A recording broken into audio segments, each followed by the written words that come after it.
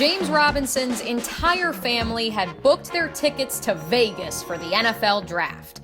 Sure, no one knew if he'd actually be drafted, but his mom, his biggest supporter, was determined to go all out.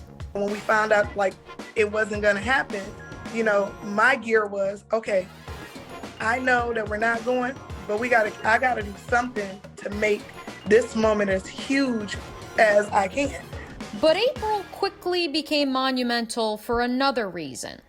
With James still training at Illinois State, Latresa and James's stepfather contracted the coronavirus. My husband, first, he was hospitalized for a week. We thought we were gonna lose him.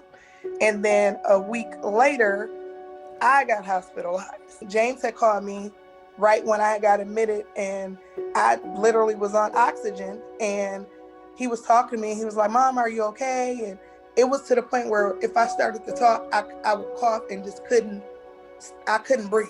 And it happened while he was on the phone, and he just cried and cried. I wanted the doctors or the nurses and doctors to do what they had to do to get her better. So I just didn't want to hang up at all.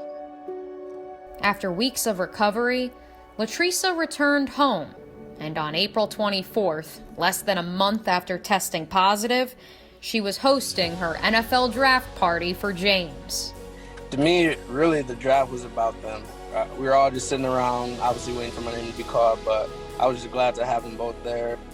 And now, less than 1 year later, James, who went undrafted that night, is a finalist for NFL Rookie of the Year.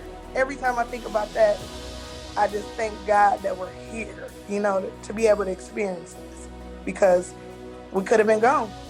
Draft is just a number, really, so you could never really knock any of us down. We're always going to bring some kind of joy to something.